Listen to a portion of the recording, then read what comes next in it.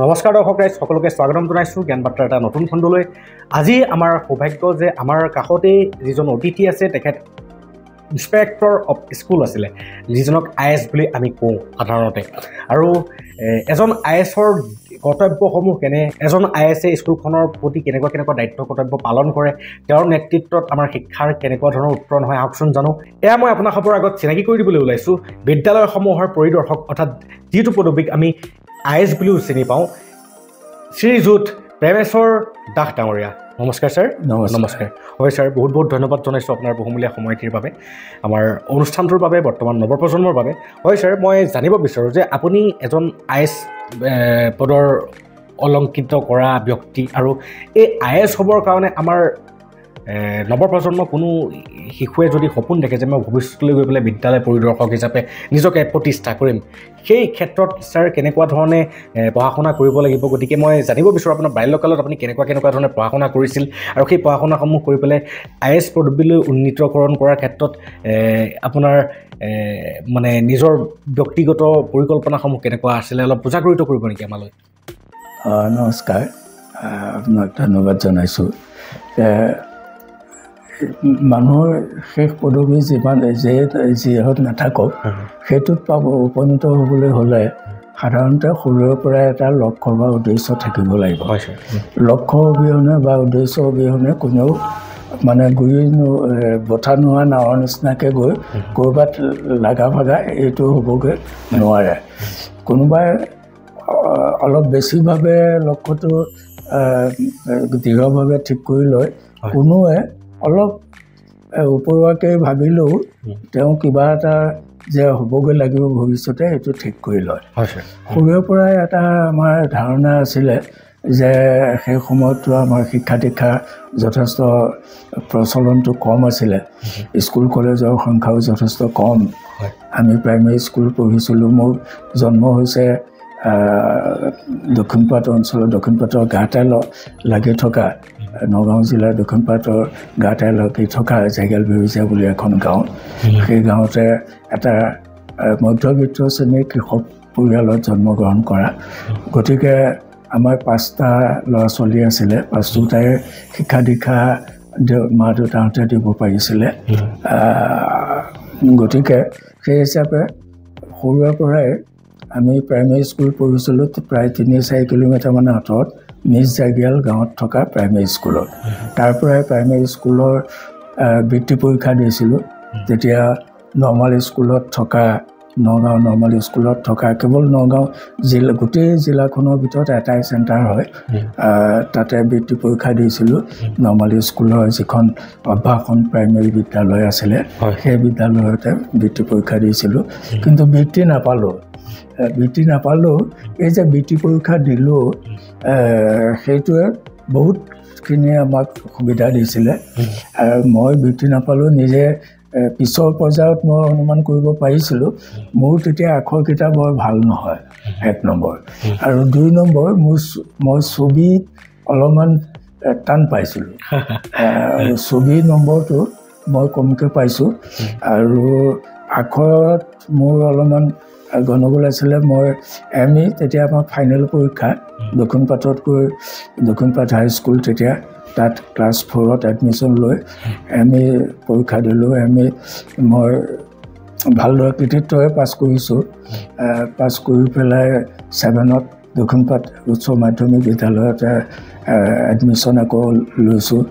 তাৰ পৰাই matric pass কৰিছোঁ। মেট্ৰিকতো কৃতিত্বৰে পাছ কৰিছিলোঁ। তেতিয়া আমাৰ দিনত ফাৰ্ষ্ট ডিভিজন পোৱা সংখ্যা খুব কম, ছেকেণ্ড ডিভিজনেই পাইছিলোঁ, কিন্তু হ'লেও নম্বৰৰ পাৰ্চেণ্টেজটো যথেষ্ট ভাল আছিলে। বহুতখিনি নম্বৰ পাইছিলোঁ, কেইটামান নম্বৰৰ কাৰণে ফাৰ্ষ্ট ডিভিজন পোৱা নাছিলোঁ। তাৰপিছত নগাঁও কলেজত এডমিশ্যন ল'লোঁ, তাৰ পৰাই BA পাছ কৰিলোঁ। BA পাছ কৰাৰ পিছত মই প্ৰাইভেটকৈ একে সময়তে BTও ডেপুটেশ্যন পাইছিলোঁ। দক্ষিণপাট হাইস্কুলত শিক্ষকতা কৰোঁ, গতিকে ডেপুটেশ্যনত গ'লোঁ যোৰহাট BT কলেজত। আৰু সেই বছৰতে মই MA প্ৰিভিয়াছ দিছোঁ পলিটিকেল ছায়েন্সত, আৰু প্ৰিভিয়াছ দি পেলাই মই পাছ কৰিলোঁ। আৰু পিছৰ বছৰত MA 1970 চনত BTও পাছ কৰিছোঁ আৰু 1970 চনতে মই MA পলিটিকেল চায়েন্সত ক্লাছ 2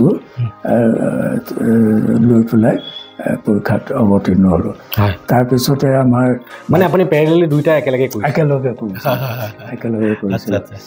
তেতিয়া মোক আমাৰ BT কলেজৰ প্ৰিন্সিপাল সুধাংশু মজুমদাৰ ছাৰ আছিলে আৰু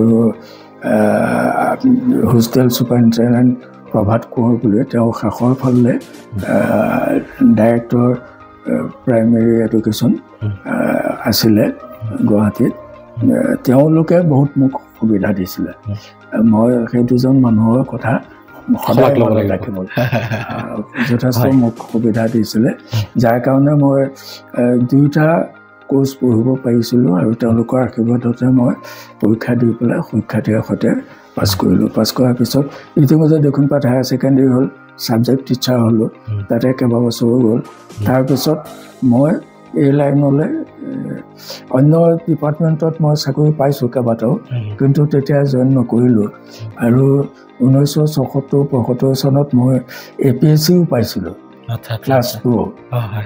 ক্লাছ 2ত মোৰ এপইণ্টমেণ্টটো আহিলে কিন্তু মই জইন কৰিবলৈ নগ'লোঁ কিন্তু তাৰপিছত 1983-84 চনত মই একে বিভাগ শিক্ষকতা কৰা বিভাগৰে শিক্ষা বিভাগ হ'ল তালৈ মই ৰেজিষ্টেণ্ট ইনস্পেক্টৰ হিচাপে আহি তাত জইন কৰিলোঁ যোৰহাটত 12 জুলাই 1984 চন তাতে মই ভালেকেইবছৰ থাকিলোঁ তাৰপিছত নগাঁৱলৈ আহিলোঁ নগাঁৱৰ পৰা মই দৰঙলৈ গ'লোঁ দৰঙৰ পৰা আকৌ নগাঁৱলৈ আহিলোঁ নগাঁৱতে ইনস্পেক্টৰ স্কুল থাকিলোঁ তাৰপিছতে আকৌ ডিঅ' চাৰ্জ ল'ব লগা হ'ল ডিঅ' চাৰ্জ ল'লোঁ সৰ্বশিক্ষা আহিলে সৰ্বশিক্ষাৰ মানে মোক দায়িত্ব দিলে নগাঁও জিলাৰ গতিকে এই ধৰণৰে আহি মই শেষত সেই পদৰ পৰাই অৱসৰ 2003 ফেব্ৰুৱাৰীত 3 চনৰ ফেব্ৰুৱাৰী মাহত অৱসৰ গ্ৰহণ কৰিছোঁ গতিকে লক্ষ্যটো তেতিয়াই আছিলে যে এনেকুৱা এটা উচ্চ পৰ্যায়ৰ চাকৰি পাব লাগিব কৰিব লাগিব দেশৰ সমাজৰ সেৱা কৰিব লাগিব হয় ছাৰ খুব ভাল লাগিলে দৰ্শক ৰাইজ এইখিনিতে চাওক বিশেষকৈ নৱপ্ৰজন্মক ক'ব বিচাৰোঁ যে এজন অনুভৱী ব্যক্তি আৰু তেখেতে কৈছে যে সৰুতেই তেখেতৰ এটা মনোবৃত্তি আছিল যে ভৱিষ্যতলৈ গৈ এটা উচ্চ পদস্থ চাকৰিৰ গৰাকী হ'ম বা এনেকুৱা এটা উচ্চ পদত নিজকে প্ৰতিষ্ঠা কৰিম ছাৰ গতিকে এনেকুৱা এটা সপোন দেখিব লাগিব আমি আৰু সপোনটো আমি বাল্যকালতে যদি দেখা যায় বাল্যকালতে দেখা সপোনটো সেই দিশতেই আমি অতিবাহিত কৰি থাকিব লাগিব জীৱনলৈ যিমান ধুমুহা নাহক কিয় নিজৰ সপোনটোৰ পৰা বিচলিত হ'ব নালাগিব হয় ছাৰ এতিয়া মোৰ লগতে আমাৰ সমাজৰ ৰাইজে নিশ্চয় জানিব বিচাৰিব কাৰণ আমি শুনিহে আহিছোঁ সৰুৰে পৰা যে স্কুল পৰিদৰ্শক বা ইনস্পেক্টৰ অফ স্কুল IAS আহিব আজি IAS আহিব দেই স্কুললৈ চাফ চিকুণ হৈ যাবি আজি IAS আহিব কাইলৈ তোমালোকৰ স্কুললৈ IAS আহিব তোমালোকে কাপোৰ কানি ধুনীয়াকৈ পিন্ধি আহিবা নখ চখ কাটি আহিবা এই বস্তুটো আমি সৰুতে পাইছিলোঁ গতিকে ছাৰ আমি জানিব বিচাৰোঁ যে এজন IAS বা স্কুল পৰিদৰ্শকৰ মুখ্য কৰ্মসমূহ কেনেধৰণৰ আৰু তেওঁ সেই কৰ্মসমূহে স্কুল এখনৰ শৈক্ষিক বাতাবৰণটোক কেনেকুৱা ধৰণে উন্নীতকৰণ কৰে মানে স্কুল পৰিদৰ্শক মানে বিদ্যালয় পৰিদৰ্শক অসমীয়াত যিটো কোৱা হয় বিদ্যালয় পৰিদৰ্শকৰ অৰ্থটো যদি চাওঁ পৰিদৰ্শনকাৰী বিষয়া পৰিদৰ্শনকাৰী বিষয়া হিচাপে তেখেতৰ দায়িত্বটো কি হ'ব পাৰে আমি বহুতে এই কথাটো এনেও জানিব পাৰোঁ কাৰণ মই ভাবোঁ যে বিদ্যালয় পৰিদৰ্শকৰ দায়িত্বটো হৈছে শিক্ষাৰ মানদণ্ডটো কেনেকৈ উন্নত কৰিব পাৰি বৰ্তমানতকৈও যাতে আৰু বেছি মানদণ্ডটো বাঢ়ে শিক্ষাৰ সেইটোৱে মূল উদ্দেশ্য সেই উদ্দেশ্য আগত ৰাখিয়ে চৰকাৰে অসম চৰকাৰে নহয় সকলো আমাৰ ভাৰতবৰ্ষৰ বা বিশ্বৰ বিভিন্ন ঠাইত তেনেধৰণৰ বিদ্যালয়বোৰৰ কাৰণে বিভিন্ন ধৰণৰ বিষয়া থাকে নামাকৰণটো বেলেগে হ'ব পাৰে কিন্তু কামবোৰ একেই গতিকে মূলতঃ শিক্ষাৰ মানদণ্ডটো বঢ়োৱাত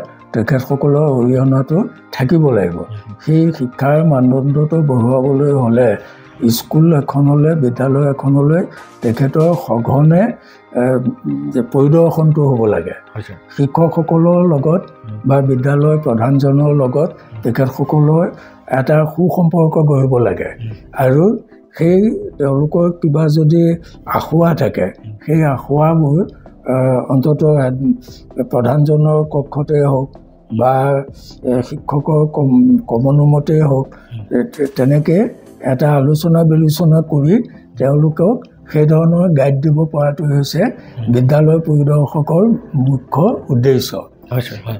উদ্দেশ্য। তাৰ বাহিৰেও অন্যান্য আমি তেওঁ শিক্ষকসকলে কেনেধৰণৰ শিক্ষাদান কৰে, কাৰণ যিগৰাকী বিষয়াগৰাকী শিক্ষাৰ লগত জড়িত ব্যক্তিয়ে হয় সাধাৰণতে। সেইকাৰণে আগতে প্ৰায়বোৰে মানে কটন কলেজৰ পৰাই মানুহ গৈ পেলাই আপোনাৰ ইনস্পেক্টৰ স্কুলছৰ বা DPI হয়। আজিকালিহে অলপ বেলেগ ধৰণৰ হৈছে বাৰু। যেই হওক মানে শিক্ষাৰ লগত জড়িত ব্যক্তিয়ে এই বিভাগত কাম কৰে আৰু তেওঁলোকে গোটেই কথাবোৰ শিক্ষাৰ খুঁটি নাটি যিবোৰ আছে গোটেই কথাবোৰ সূক্ষ্মানুভূতিৰে যেতিয়া এখন বিদ্যালয়লৈ যায়, শিক্ষক এজনে যেতিয়া মোৰ মনত আছে মই ক্লাছ 7ত পঢ়ি থাকোঁতে দক্ষিণপাট হাইস্কুল তেতিয়া আমাৰ নগাঁও ইনস্পেক্টৰ আছিলে অশ্বিনী কুমাৰ বৰকাকতি। তেতিয়া মই ক্লাছ 7ত পঢ়োঁ, ইংৰাজী ক্লাছটোত তেখেত গৈ সোমাইছিলগৈ আৰু তেখেতে আমাক মানে এই ইংৰাজী কবিতা, তেতিয়া বেড টাইম বুলি এটা কবিতা আছিলে, সেই কবিতাটো তেখেতে পঢ়িবলৈ দিছিলে। দুটামান হেৰি আছিলে, পেৰাগ্ৰাফ আছিলে। গতিকে পঢ়াৰ পিছত তেখেতে কৈছিলে, কিন্তু এই কথাটো মোৰ মনত আছে যে ভাল ল'ৰা এই ধৰণৰ কোৱা মনত আছে। আৰু তাৰ বাহিৰেও আৰু কেইবাজনকো পঢ়িবলৈ দিছিলে, তাৰ ভিতৰত ময়ো এজন।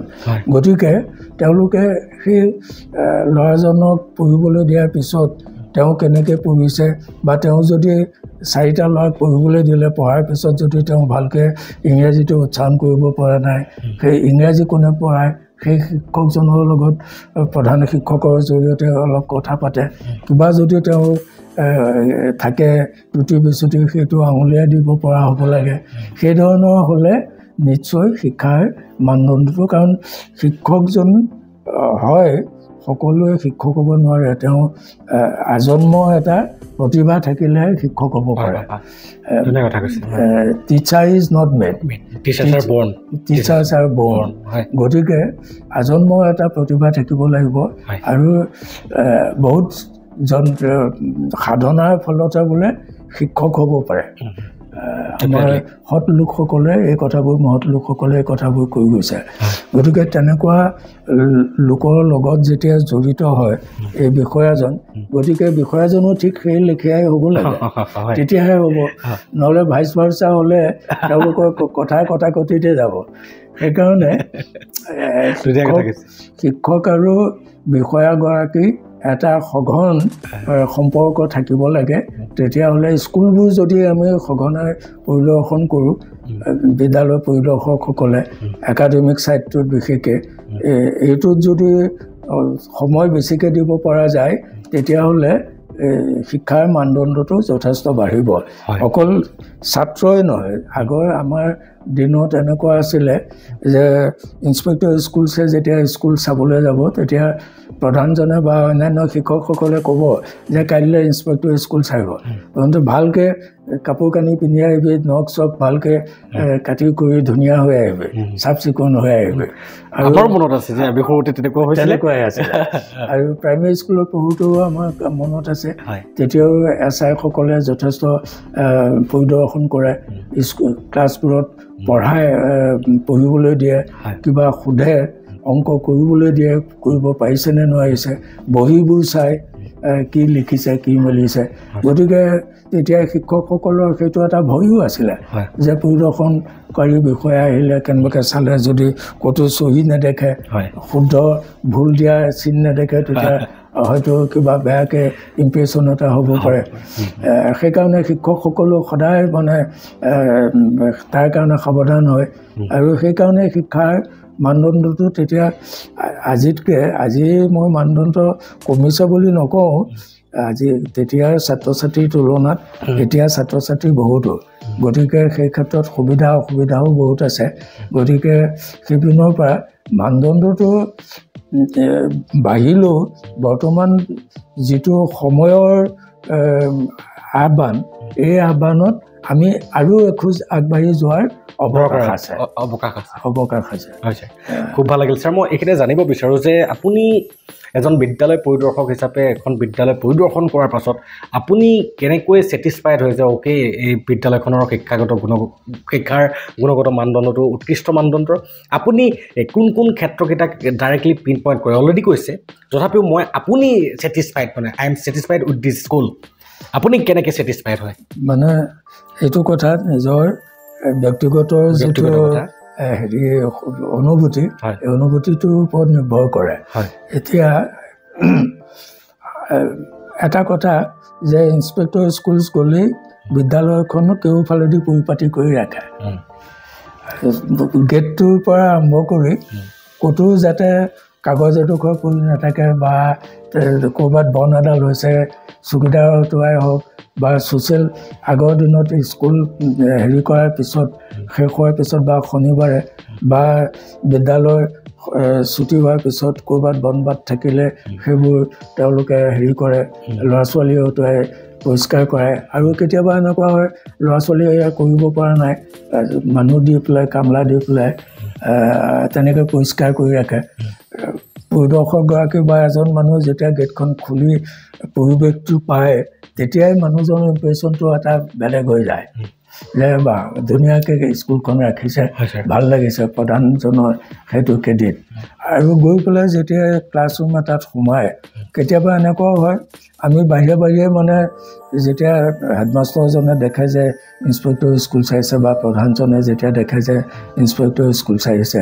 তেতিয়া এটা বাহিৰে এটা ৰুমত গৈ পেলাই সোমায়ে দিয়া যায় তেতিয়া যদি ক্লাছটো চলি আছে মাজতে ইণ্টাৰভেল হ'লে বেলটো পৰাৰ পিছত 2-4 মিনিট অলপ ইফাল সিফাল হয় কাৰণ কেতিয়াবা ক্লাছৰুমটো বহুত দূৰত থাকে শিক্ষক কমন ৰুমৰ পৰা যাওঁতে অকণমান সময়ো লয় গতিকে সেইবোৰ মোৰ ব্যক্তিগত অভিজ্ঞতাৰ পৰাই কৈছে গতিকে সেই সময়ত যদি শিক্ষকজন থাকে বা দেখিছোঁ যে সেইটো ৰুমতে শিক্ষক এজন আছে গৈ তাতে সোমালোঁ শিক্ষকক সুধিলোঁ আপুনি কি পঢ়াইছে ছাৰ বা সাধাৰণতে আমি ছাৰ বুলিয়ে কওঁ শিক্ষকজনক সেই সময়ত যিমান ছাত্ৰ ছাত্ৰী থাকে আপুনি ছাৰ কি পঢ়াই আছে তেখেতে ক'ব বোলে অংক পঢ়াইছোঁ অংক মই ছায়েন্সৰ টিচাৰ নহ'লেও মেথছৰ টিচাৰ নহ'লেও কিছুতো প্ৰিলিমিনাৰী নলেজ কিছু থাকে সেই সম্পৰ্কতে 2-এটা কথা সুধিলোঁ ল'ৰাকো 2-এটা সুধিলোঁ ল'ৰাই উত্তৰ দিব পাৰিলে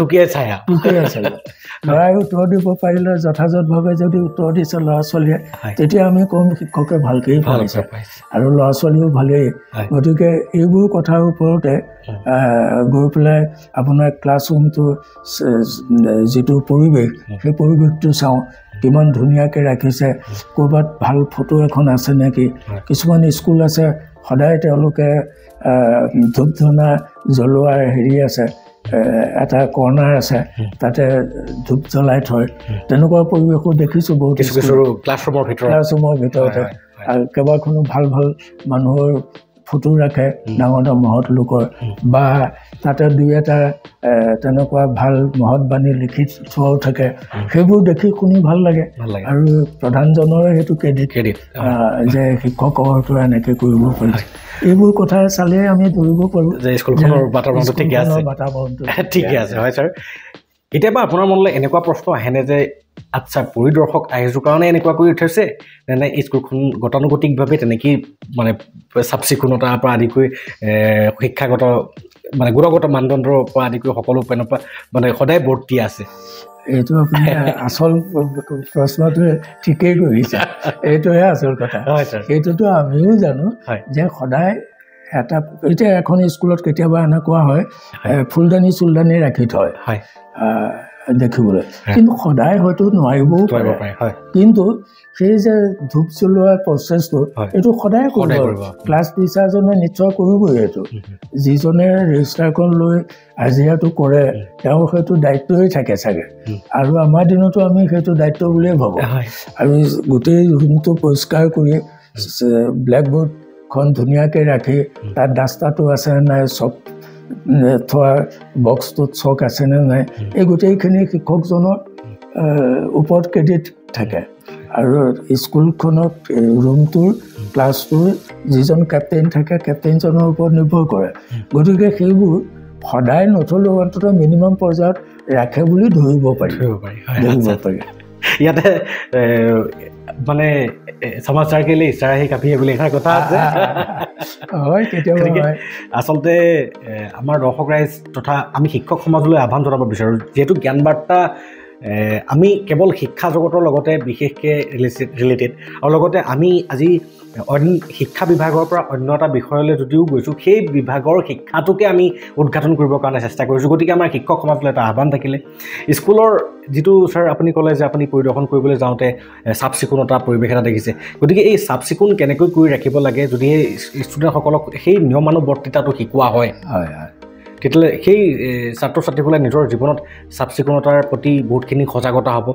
কাৰণ আজিকালি ল'ৰা ছোৱালীবিলাক ছাৰ মানে দেখা যায় আজিকালি বহু কেইজনমান শিক্ষকে কৈছে যে আজিকালি ল'ৰা ছোৱালীবিলাক ব্ৰইলাৰ মুৰ্গী সদৃশ ব্ৰইলাৰ মুৰ্গীৰ লগত তুলনা কৰে আজিৰ জামানাত বা যি নহওক এই বস্তুটো বৰ্তাই ৰাখিলে এজন IAS অফিচাৰে যিটো কৈছে তেওঁৰ মনৰ ভাৱনাখিনি উপলব্ধি কৰিহে মই আহ্বান জনাইছোঁ ছাৰ মই এতিয়া জানিব বিচাৰোঁ যে আজিকালি আমি শুনিবলৈ পাওঁ যে DO হওক বা বৰ্তমানৰ IAS হওক এওঁলোকে স্কুলৰ যিকোনো এখন স্কুলৰ শিক্ষাৰ গুণগত মানদণ্ডটোৰ উন্নতিকৰণৰ মানে পোনপটীয়াকৈ দৃষ্টিগোচৰ নকৰি মিড ডে মিল দিছেনে নাই বা ক'ৰবাত যদি মিড ডে মিলৰ কিবা এটা অকণমান বিসংগতি দেখিছে তাত সেই স্কুলখনৰ লগত মানে এটা কেনেকৈ ক'ৰবাত মানে পইচা মাৰিব পাৰি ডাইৰেক্টলি সুধিছোঁ ছাৰ মুক্ত কণ্ঠে ক'ব আপুনিও গতিকে এই বস্তুসমূহে যে স্কুল এখনৰ পৰিদৰ্শকৰ মূল কৰ্তব্য কৰ্মসমূহ ইতিমধ্যে আপুনি অৱগত কৰাৰ মতেদি গম পাইছোঁ যে এখন স্কুলৰ অভাৰঅল সকলো ফালৰ পৰা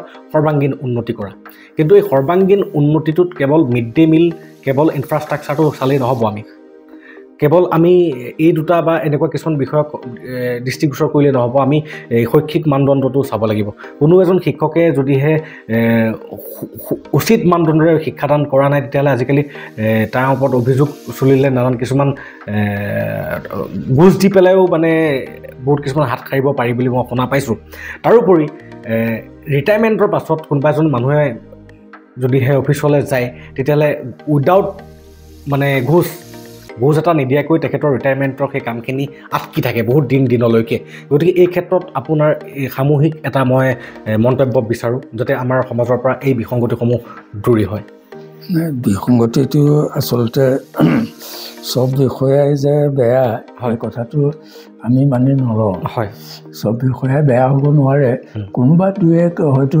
তেনেকুৱা বেয়া মানৰ মানুহ থাকিব পাৰে কিন্তু প্ৰত্যেকেই নিজৰ দায়িত্বটো সদায় সুচাৰুৰূপে পৰিচালনা কৰিবলৈ চেষ্টা কৰে মিড ডে মিলটো আচলতে তেনেকুৱা গণ্ডগোল হ'ব লগা একো কথাই নাই কাৰণ আপোনাৰ বিদ্যালয়খনত যদি 100 ল'ৰা ছোৱালী আছে 100 ল'ৰা ছোৱালী প্ৰতিটোৰে তাৰ সপ্তাহত কেইদিন ডিম দিব কেইদিন দাইল ভাত খুৱাব কেইদিন চয়াবিনৰ সৈতে ভাজি দিব এই পৰ্যন্ত মেনু থাকে মেনুত মতে প্ৰধানজন যদি অলপ সৎ মনৰ মানুহ হয় আৰু পইচা যিকেইটকা দিয়ে সেইকেইটকাও আপোনাৰ সেই হিচাপে তেওঁলোকৰ এই বিভিন্ন বস্তু কিনা বিকা এইবোৰত খৰচ হয় চৰকাৰেও এটা অনুমান কৰিহে দিয়ে এক্সেছ পইচা কেতিয়াও দিবলৈ চেষ্টা নকৰে চাউল এতিয়া 150 গ্ৰামকৈ প্ৰাইমেৰী হেৰিয়াত আপোনাৰ 150 গ্ৰামকৈ পাৰ ষ্টুডেণ্ট দিয়ে 150 গ্ৰাম এতিয়া আজিকালি মানুহৰ পৰিমাণটো কমিছে বেলেগ কথা কিন্তু আগততো 150 গ্ৰামটো একোৱেই নহয় আমাৰ দিনত একোৱেই নহয় গতিকে সেইপিনৰ পৰা কিবা এটা যে একেবাৰে বেলেগ কৰাপশ্যন হয় এইটো মই নাভাবোঁ আৰু তাৰোপৰি গোটেই পইচা টকা পইচাৰ হিচাপ কিতাপবোৰ পাছবুকত একাউণ্টৰ জৰিয়তে হয় একাউণ্টত পইচাটো সোমাই প্ৰয়োজন হ'লে তেওঁলোকৰ কমিটি থাকে কমিটিত তেওঁলোকে হিচাপ কিতাপ দি পেলাই সেইমতেদি খৰচ কৰিব লাগে অকল বিদ্যালয়ৰ প্ৰধানজনকে দোষাৰোপ কৰিলে নহ'ব যদি ক'ৰবাত গণ্ডগোলটো হৈছে তেতিয়াহ'লে তেওঁলোকৰ তাত থকা কমিটিখনৰো দোষ আছে কমিটিৰ যি প্ৰেচিডেণ্ট আছে তেওঁলোকৰো দোষ তেওঁলোকে ভালকৈ তজবিজ কৰা নাই তাৰমানে আৰু বিদ্যালয়ৰ পৰিদৰ্শকজনৰ বিভিন্ন কাম থাকে যেনে ধৰক এখন স্কুললৈ মাহেকত অন্ততঃ এতিয়া স্কুলৰ সংখ্যা বৰ্তমানৰ সময়ত অৱশ্যে অলপ কমিছে বেলেগ কথা কিন্তু এমালগেমেশ্যন কিন্তু এটা সময়ততো বহুত বিদ্যালয় এখন বিদ্যালয়ত মাহেকত এবাৰ যাব পৰাটো এখন জিলাৰ বিষয়াগৰাকীৰ কাৰণে ক্ৰেডিট বুলি মই ক'ব খোজোঁ এবাৰ যদি তেওঁ এটা দিনত এখন স্কুল গৈ চাইছেগৈ এটা মাহৰ ভিতৰত আমি অৱশ্যে তেনেকৈ ঠিক কৰি লৈছোঁ আৰু আমাৰ কমিশ্যনাৰ ডাইৰেক্টৰসকলেও তেওঁলোকে তেনেকৈ এটা ডাইৰেকশ্যন দিছিল মাহেকত ইনস্পেক্টৰজনে অন্ততঃ 10-12খন স্কুল চাব লাগিব ইনস্পেক্টৰজনে 15-20খন চাব লাগিব এই ধৰণৰ এটা ডাইৰেকশ্যন আছিলে চিডিউল বনাই দিছিলে আৰু সেইমতে TSC এইবোৰ আছিলে গতিকে মানুহে চাবলৈকো বেয়া নাপাইছিল পকেটৰ পইচা খৰচ কৰি পেলাই যাব নালাগে কিন্তু আজিকালি অলপমান কথাবোৰ সলনি হৈছে সেইপিনৰ পৰা যিমান দূৰ পাৰে আমাৰ পৰিদৰ্শকসকলে নিশ্চয় কোনোবা দুই এক দুষ্ট মানুহ থাকিব পাৰে কিন্তু মই ভাবোঁ 99% মানুহে সৎভাৱে এই বিভাগত যিসকল আহে তেওঁলোকে সৎভাৱে কাম কৰিবলৈ চেষ্টা কৰে এই কথাটো মই আপোনাক সোধাৰ মূল কাৰণটো এইটোৱে যে আজি সেই দুষ্ট মানুহ নাথাকি ক'বলৈ গ'লে মই প্ৰশ্নটো প্ৰথমতে তিতা লগাকৈ এইকাৰণেই সুধিবলৈ চেষ্টা কৰিছোঁ যে ছাৰ কোনোবা এজন শিক্ষকে তেনেকুৱা এটা ভুল কৰিব লাগিব যিটো ভুলৰ কাৰণে এজনে তেখেতক দোষাৰোপ কৰিবলৈ সুবিধা পায় গতিকে আমাৰ শিক্ষক সমাজে যদি কোনো দোষী নকৰে তেতিয়াহ'লে এখন বিদ্যালয় কেতিয়াও সেই ব্যক্তিজনে কেতিয়াও গৈ পেলাই ঘোষ দিবলগীয়া এটা অৱস্থা নাহে যদি মই 100% মই শুদ্ধ হওঁ মই যদি এজন টিচাৰ আপুনি মানে IAS মই আপোনাক কিয় ঘোষ দিম মই যদি সতত আছোঁ ডেফিনেটলি সেইটোৱে আচল কথা নিজে যদি সততাত থাকে তেতিয়াহ'লে আনে যিমানেই নকওক তেতিয়াহ'লে সেই সততাটো কেতিয়াও লুকাই ৰাখিব নোৱাৰে গতিকে সৎভাৱে কাম কৰক কোনোবাই হয়তো তেওঁলোকক ব্যক্তিগত আক্ৰোশৰ কাৰণেও কেতিয়াবা দুৰ্নাম ৰটে সিও এটা কথা থাকে গতিকে ব্যক্তিগত আক্ৰোশটো বাদ দি ক'ৰবাত যদি কোনোবাই কিবা এটা বেয়া কাম কৰিছে সেইটো তৎক্ষণাত সমাজৰ চকুলৈ আনি দিয়াটো যিজনে আনি দিয়ে তেওঁক আমি ধন্যবাদ জনাম কাৰণ 10 আঙুলি সমান নহয় কোনোবা এজন মানুহ ভাল থাকিব কোনোবা এজন বেয়া থাকিব এইটো এটা মানুহৰ স্বভাৱগত প্ৰবৃত্তি গতিকে বেয়াটো যদি কোনোবাই আঙুলিয়াই দিব পাৰে তেতিয়াহ'লে সেইটো ভাল কথা আৰু যিসকল দায়িত্বত থাকে তেওঁলোকৰ এই আত্মবিশ্বাসটো থাকিব লাগে যদি মই বেয়া কাম কৰিছোঁ মই যদি পইচা ইফাল সিফাল কৰা নাই তেতিয়াহ'লে মই মোৰ বিভাগীয় বিষয়াজনক কিয় পইচা দিম পইচা নিদিয়াকৈ মোক কি কয় কওকচোন মই তাৰ জবাব দিম লিখিতভাৱে মই তেখেতক কথাখিনি জনাম এই যদি বিশ্বাসটো থাকে তেতিয়াহ'লে মই ভাবোঁ তেওঁ কোনেও একো কৰিব নোৱাৰে আৰু তেওঁ যদি মনটো অলপ সাত্বিক মনোভাৱৰ হয় তেতিয়াহ'লে বিশেষকৈ ল'ৰা ছোৱালীৰ কাৰণে অহা যিটো তেওঁলোকৰ খোৱা বোৱাৰ কাৰণে হওক বা অন্য পোচাক পাতিৰ কাৰণে হওক এই পইচাটো যদি কোনোবাই আত্মসাৎ কৰিবলৈ চেষ্টা কৰে মই ভাবোঁ তাৰ ফলটো তেওঁ বেলেগে পাব নালাগে সেই জীৱনকালতে লাভ কৰে মই কিন্তু এইটো ভাবোঁ কৰ্ম ৰিপিট হ'ব আমি ভাগৱত গীতাক আহি আছোঁ আধ্যাত্মিকতাৰ বিষয়ে চৰ্চা কৰিবৰ কাৰণে তাৰ লগত এজন আধ্যাত্মিক জ্ঞানে পৰিপুষ্ট তাৰ লগত মই আজি বহুত দিনৰে চিনাকি তেখেতৰ লগত কথোপকথন কৰোঁতে মই তেখেতৰ পৰা বহুতেই অনুপ্ৰাণিত হৈছোঁ হয় ছাৰ আমি আধ্যাত্মিকতাৰ আগলৈ অহাৰ মুহূৰ্ততে এটা কথা মই আপোনাক ক'ব বিচাৰোঁ মই যিমানসমূহ স্কুল আজিলৈকে মানে মই নিজে ভিজিট কৰি সেই বিদ্যালয়ৰ শিক্ষকসকল বা প্ৰিন্সিপালসকলৰ লগত কথা পাতিবৰ কাৰণে চেষ্টা কৰিছোঁ তাৰ পৰা এটা কথা গম পাইছোঁ একাংশ এনেকুৱা প্ৰিন্সিপাল আছে যিসকলে কৈছে পৰ্যাপ্ত পৰিমাণৰ টকা দিয়ে চৰকাৰে আমি খুৱাবৰ কাৰণে ক'তো আমাৰ পকেটৰ পইচা খৰচ কৰিবলগীয়া নহয় আৰু এছাম এনেকুৱা পাইছোঁ যিখিনি কয় যে কেনেকৈ খুৱাম আমুকহে তামুকহে এছামৰ কাৰণে মানে নোজোৰে এছামে কয় যে পৰ্যাপ্ত পৰিমাণৰ পোৱা যায় এতিয়া কিমান পায় কিমান নাপায় আমাৰ দৰ্শক ৰাইজ বা আমাৰ সমাজে জানে সকলো সতৰ্ক সকলো সজাগ হওক বিশেষকৈ ছাৰে ক'লে যে কোনোবা এজনে যদি কিবা এটা দোষ কৰিছে অকল এজনৰ দোষ নহয় তেতিয়াহ'লে সেই বিদ্যালয়খনৰ কমিটিৰো সমানে জগৰীয়া যে সেই কমিটিয়ে তদাৰক কৰা নাইনো কিয় গতিকে ছাৰ বহুতেই ভাল লাগিল এইখিনিতে ছাৰ এটা কথা আমাৰ বাদ পৰি গ'ল যিটো মই জানিব বিচাৰোঁ ছাৰ এজন শিক্ষক বা শিক্ষাবৃত্তিৰ লগত ফ'ৰ্থ গ্ৰেডজনেই নহওক কিয় সেই ব্যক্তি এজনৰ ৰিটায়াৰমেণ্ট আফটাৰ ৰিটায়াৰমেণ্টৰ পাছত যেতিয়া তেওঁ পেঞ্চনৰ কাৰণে বা সেই বস্তু কামখিনিৰ কাৰণে যেতিয়া আপোনালোকৰ IAS অফিচলৈ ঘূৰিবলগীয়া হয় তেতিয়া মই শুনিবলৈ পোৱা মতেদি বহুতে তেওঁলোকৰ অনুভৱ প্ৰকাশ কৰা মতেদি যে প্ৰতিখন টেবুলত কিবা নহয় কিবা এটা মানে ভেটি যদি দিয়া নাযায় তেতিয়াহ'লে কামসমূহ বোলে বহুত পেণ্ডিং হৈ থাকে গতিকে ছাৰ যিহেতু আপুনি আমাৰ নগাঁও জিলাত বহুদিন IAS হিচাপে আছিলে গতিকে আপোনাৰ অভিজ্ঞতা জানিব বিচাৰোঁ যে আপোনাৰ দিনত এনেকুৱা কিবা বিসংগতি আপুনি পৰিলক্ষিত কৰিছিল নেকি যদিহে তেনেকুৱা বিসংগতি কোনোবাই কৰিবলৈ লৈছিল তেতিয়াহ'লে তাক আপুনি কেনেকুৱাকৈ প্ৰতিৰোধ কৰিলে আৰু বৰ্তমানৰ SI যিসকল আছে প্ৰতিখন জিলাৰে তেওঁলোকক আপুনি কি আহ্বান জনাব বিচাৰিব তেওঁলোকৰ কৰ্মসমূহক এটা নৈতিকতাৰে আগবঢ়াই নিয়াৰ ক্ষেত্ৰত নাই আজিকালিতো মানে ৰিটায়াৰমেণ্ট বেনিফিটটো যিখিনি পাব লগা থাকে এইখিনিৰ ক্ষেত্ৰত কৰাপশ্যন হ'ব বুলি মই নাভাবোঁৱে কাৰণ এতিয়া আজিৰ যুগটো হৈছে অনলাইন আৰু কি কয় লেপটপৰ যুগ গতিকে গোটেই ব্যক্তিগত মানুহজনৰ ৰেকৰ্ড পাতিখিনি যদি ঠিকে থাকে তেতিয়াহ'লে তেওঁ মই ভাবোঁ সেইখিনি ঠিক ঠাক কৰি দিয়াৰ পিছত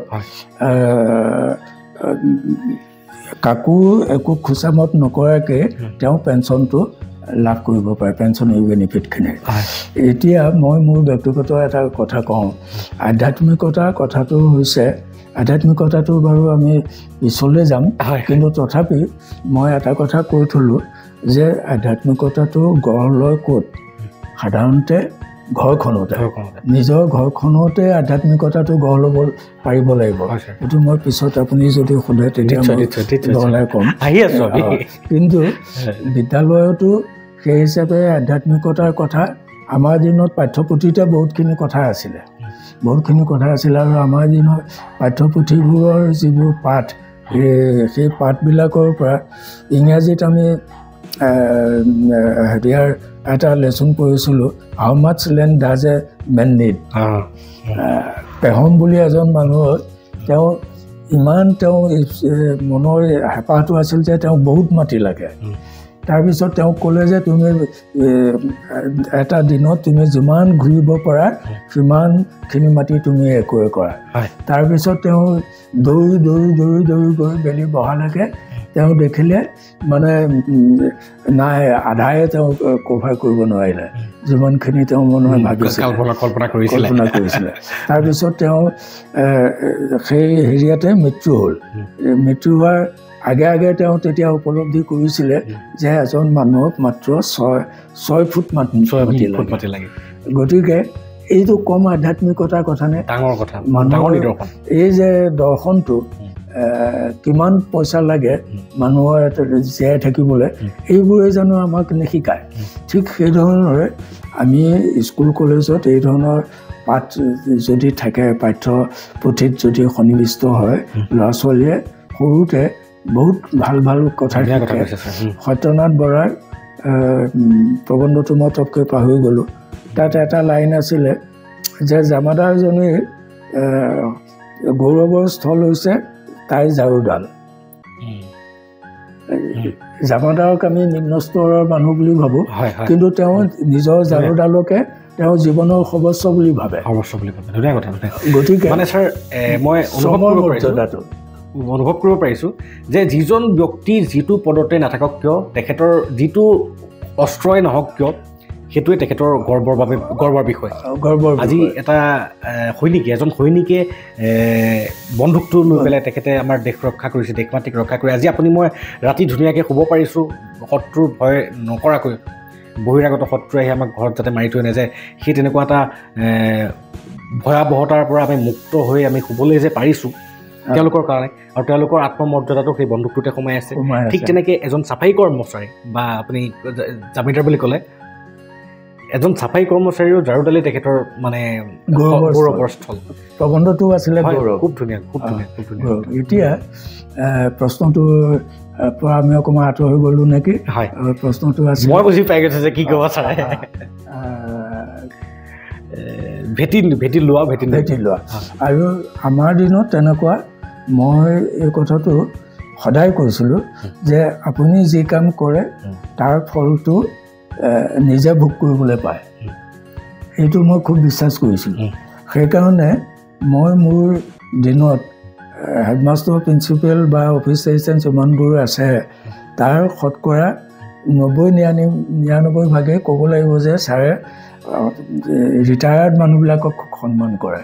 আৰু পেঞ্চনৰ কাম মই বিলিং এছিষ্টেণ্টক মোৰ ৰুমলৈ মাতি নি এই কামটো আপুনি 2 দিনৰ বা 3 দিনৰ ভিতৰত কৰি গুৱাহাটীলৈ পঠিয়াই দিয়াৰ ব্যৱস্থা কৰক। আৰু সেইমতে তেওঁলোকে কৰিবলৈ বাধ্য হৈছিলে, মই বাধ্য কৰাইছিলোঁ। আৰু সেইকাৰণে মোৰ বিশেষকৈ পেঞ্চনাৰ মানুহবোৰে মোক খুব সমীহ কৰিছিলে, মই জানো। আৰু তাৰ ফলটো মই যেতিয়া ৰিটায়াৰমেণ্টত আহিলোঁ তেতিয়া আমাৰবোৰতো মানে কমিশ্যনাৰে কৰে, এডুকেশ্যন কমিশ্যনাৰ। মোৰ এডুকেশ্যন কমিশ্যনাৰজন আগৰজন মই ৰিটায়াৰমেণ্টৰ 2 মাহৰ পিছতে তেওঁ ট্ৰেন্সফাৰ হ'ল, অন্য ডিপাৰ্টমেণ্টলৈ গ'ল। নতুনকৈ আহিলে লক্ষী তামুলী ফুকন, নাম শুনিছে চাগে, তেওঁৰ ডিচিও আছিলে, IAS অফিচাৰ। ইমান ভাল মানুহ। মই ৰিটায়াৰ কৰাত 2 মাহমানৰ পিছত গোটেই বস্তুবোৰ প্ৰিপেয়াৰ কৰি পেলাই মই নিজেই কৰিছোঁ। গোটেইবোৰ মই নিজে কৰি মেলি নি পেলাই তেওঁক 2 মাহ নহয় 3 মাহমান গৈছে। তাৰপিছত তেওঁ তালৈ মই লৈ গ'লোঁ। যাওঁতে তেওঁ মোক ক'লে যে আপোনাৰ ৰিটায়াৰমেণ্ট কেতিয়া হ'ল? মই বোলো ছাৰ 3 মাহমান হ'ল। আপুনি 3 মাহ কেনেকৈ চলিছে? আপোনাৰতো ল'ৰা-ছোৱালী ল'ৰাকেইটাতো বাহিৰত পঢ়ে। মই বোলো হয় ছাৰ কেনেকৈ? মই জানো আপোনাক, আপুনি মোৰ এমপ্লয়ী, আপোনাৰ লগত মই কাম কৰিবলৈ নাপালোঁ, কিন্তু আপোনাৰ সম্পৰ্কত মই জানো এই বুলি ক'লে। কোৱাৰ পিছত মই গৈ পোৱাৰ পিছত তেওঁ মোক ক'ব লাগিব, তামুলী ছাৰ ইমান ভগৱান সদৃশ মানুহ, তেওঁ মোক চাহকাপ খোৱাৰ পিছতহে মোৰ লগত এইখিনি কথা পাতিছে যে আপুনি ৰিটায়াৰ্ড মানুহ, ৰিটায়াৰ্ড অফিচাৰ, আপুনি চাহকাপ খাওক, তাৰপিছত মই ৰিটায়াৰমেণ্টৰ যি আছে চব আপোনাৰ চহী কৰি দিম, মই আপোনাক জানো। আপুনি মই কমিশ্যনাৰ হওঁতে চাকৰি কৰা নাই যদিও আপোনাক মই জানো। তেওঁ ক'লে আৰু মোৰ সম্পৰ্কত। আৰু তেওঁ PS-ক মাতি গোটেই হেৰিখিনি কাগজ পত্ৰখিনি এজাপ গোটেইবিলাকত তেওঁ চিলমোহৰ মাৰি তেওঁ ক'লে যে এইখিনি আনি দিয়ক, মই চহী কৰি দিম। আনকি মই সেই সময়ত কি কয় এডহক হিচাপে ৰিটায়াৰমেণ্ট বেনিফিটটো ল'ব পাৰি, এইটো প্ৰভিজনেল পেঞ্চন, প্ৰভিজনেল পেঞ্চন বুলি কয়, সেইটো লোৱা নাই। তেওঁ মোক ক'লে যে আপুনি কিয় লোৱা নাই? এইটোতো ল'ব লাগিছিল। মই বোলো ছাৰ একেবোৰ কামকে দুবাৰ কৰিব লাগে, আহিব লাগিব, সেইটো এলাহতে কৰা নাই। ছুপাৰিণ্টেণ্ডেণ্টক মাতি তেওঁ সেইদিনাই অৰ্ডাৰ কৰি মোৰ প্ৰভিজনেল পেঞ্চনৰ অৰ্ডাৰ কৰি দিলে। এসপ্তাহৰ ভিতৰত মই পইচা লৈছোঁ, বুজিছে, 3 মাহৰ পেঞ্চনটো। গতিকে এই যে মই ৰিটায়াৰ্ড মানুহবিলাকক সহায় কৰিছিলোঁ, শিক্ষকৰ পৰা 4th গ্ৰেডৰ পৰা আৰম্ভ কৰি হেডমাষ্টাৰ প্ৰিন্সিপাললৈকে, সেই ফলটো মই হাতে হাতে পাইছোঁ বুলি মই বিশ্বাস কৰোঁ। খুব ধুনীয়া। আৰু ছাৰ বহুত যথেষ্ট ডাঙৰ এটা গভীৰ তত্ত্ব আপুনি এই 2টা দিলে, বিশেষকৈ এটা মানুহ how much land does a man need, লগতে আপুনি গৌৰৱ বুলি যিটো পাঠ, সত্যনাথ বৰাদেৱৰ যিটো পাঠৰ কথা ক'লে। গতিকে এই পাঠ 2টাৰ পৰা আমি এটাই বুজি পালোঁ যে মোৰ ব্যক্তিগতভাৱে যে আমি ছাৰ যিটো কৰ্মত অৱতীৰ্ণ আছোঁ, সেই কৰ্মটোৰ বাবে যিহেতু মোক অলৰেডি মকৰল দি আছে, গতিকে মই সেই মকৰলটোক জাষ্টিফাই কৰিব লাগে, প্ৰথম কথা। আৰু যিহেতু কৰ্ম এই জীৱনতে কৰা কৰ্মৰ প্ৰতিদান এই জীৱনতেই পাব লাগিব, গতিকে প্ৰতিজন ব্যক্তিয়ে সচেতন হ'ব লাগে।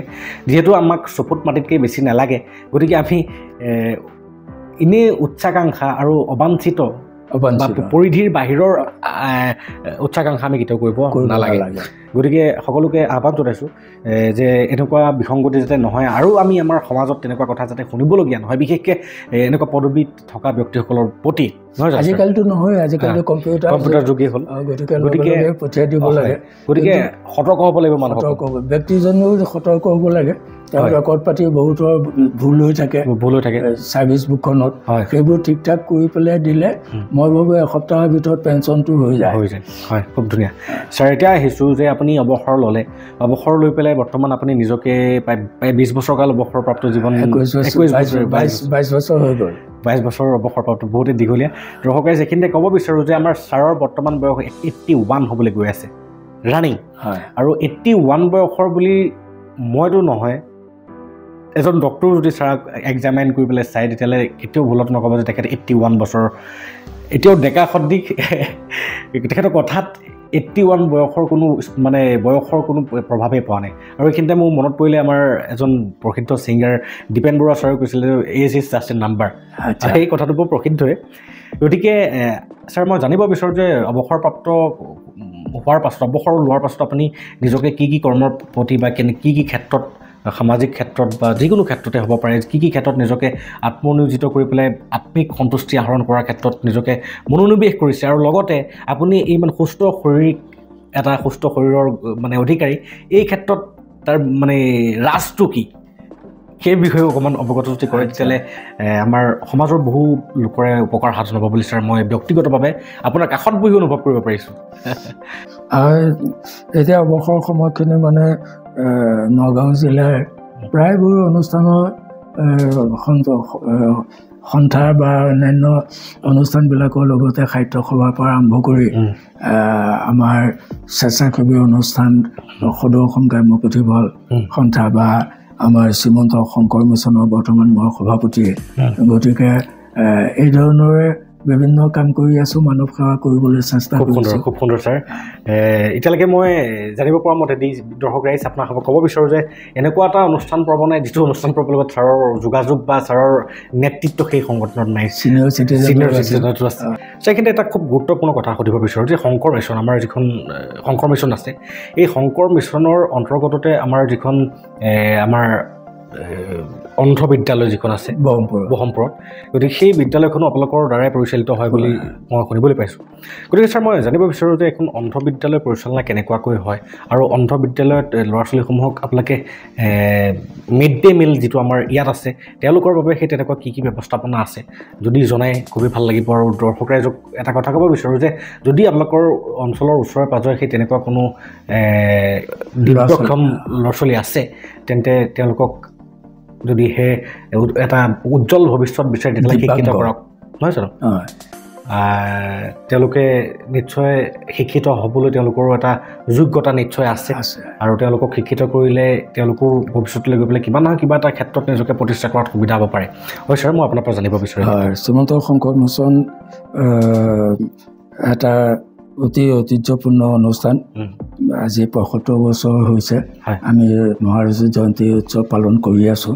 সময়ে বিভিন্ন আমি লৈ পেলাই ইছ্যু লৈ পেলাই আমি সভা সমিতি পাতি আছোঁ। আৰু এই অনুষ্ঠানটো তাহানিতে ৭৫ চনতে লোকসেৱক হলধৰ ভূঞা, মহেন্দ্ৰ মোহন চৌধুৰী, আমাৰ মতিৰাম বৰা, উষা বৰঠাকুৰ, ডাক্তৰ হৰেণ চৌধুৰী, ডাক্তৰ হংসনাথ প্ৰভৃতি এনেকুৱা মানৱ সেৱা দৰদী লোকসকলৰ প্ৰচেষ্টাতে এই অনুষ্ঠানটো গঢ় লৈ উঠিছিলে। তেওঁলোকৰ চেষ্টাতেই 1954 চনত 50 চনত তেওঁলোকে গঢ় দিয়ে ইয়াত চকু চিকিৎসালয়খন। সেই সময়ত অকল অসম নহয়, বৰ অসম আছিলে, বৰ অসমেই নহয়, উত্তৰ পূবৰ ভিতৰত অল্ডেষ্ট পুৰণা প্ৰথমখন চকু চিকিৎসালয় আছিলে। আৰু শংকৰ মিছন তাৰ জৰিয়তে তেওঁলোকে অসমৰ বাহিৰৰ ডাক্তৰসকলক আনি পেলাই ইয়াত চিকিৎসা কৰিছিল। দুজনকে স্থায়ীভাৱে ডাক্তৰ নিযুক্তি দিছিলে, এজন পাটিল, শ্যাম পাটিল আৰু এজন গুপ্তা। তেওঁলোক বহুত বছৰ ইয়াতে থাকি তেওঁলোকে চকুৰ চিকিৎসা সেৱা আগবঢ়াইছিল সমগ্ৰ উত্তৰ পূব ভাৰতৰ লোকসকললৈ। আৰু তাৰপিছত 1954 চনত তেওঁলোকে প্ৰথম শংকৰ মিছনৰ অন্ধ বিদ্যালয়খন ইয়াতে তেওঁলোকে পৰিচালনা কৰিছিলে। আমাৰ বৰ্তমান যিটো মুখ্য কেম্পাছ তাতে আছিলে তাৰ এবছৰমানৰ পিছতে ব্ৰহ্মপুৰলৈ তেওঁলোকে স্থানান্তৰিত কৰে তাতে সেই বিদ্যালয়খন তেতিয়াৰ পৰা এই বৰ্তমান বছৰত 70 বছৰ হ'ল 70 বছৰ আমি বৰ্ষপতি তাত পালন কৰিছিলোঁ সিমান 5 ডিচেম্বৰ